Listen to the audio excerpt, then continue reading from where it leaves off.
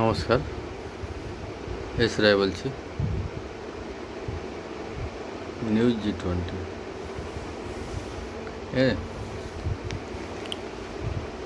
তো সবই তো হয়ে গেল। ভোট হলো, রেজাল্ট বেরোলো, অধিকারী বাবু সিএম হয়ে গেলেন। তো মানুষ এটাই চাইছিল, কেন আগে যে সরকার ছিলেন, মানে মনে হয় খুব দুঃখ পেয়েছেন লোক মানুষ। তার জন্যে পাবলিক ঠিক করে রেখেছিল যে এই সরকারকে আর রাখবো না, বুঝছো? তো শুভেন্দুবাবুকে ধন্যবাদ, নতুন সিএম হয়েছেন। বিজেপিকে ধন্যবাদ, যারা বিজেপির সঙ্গে যোগ দিয়েছে, সাপোর্ট করেছে, তাকে ধন্যবাদ। মিডিয়াকে ধন্যবাদ, সবাইকে ধন্যবাদ। কেন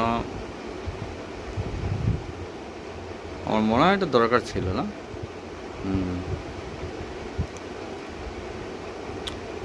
এবারে দিদি বিরোধী হয়ে গেল, বিরোধী হয়ে লড়বে। কি হয় জানো তো,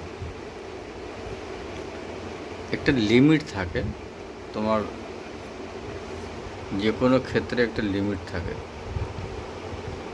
যখন তুমি সরকারে এসে গেলে, সিএম হয়ে গেলে, সব তোমার ইশারায় চলছে, তুমি ভাবছো তো যা করবো আমি সব লোক মেনে নেবে। এরকম হয় না। চিন্তাধারা আপনার ভুল ছিল। যা করবো সবাই মেনে নেবে, সবাই মানবে না, বুঝছেন?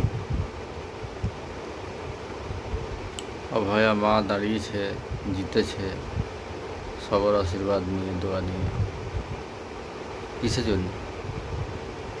একটাই লক্ষণ যে আমি ন্যায় বিচার পাবো। পাবে তো অবশ্যই। সব জিনিসে যদি চেপে দেন তো না চলবে। চলবে কি? সব জিনিস চাপা যায় না। সিপিএমের টাইমে এটা অন্য যুগ ছিল।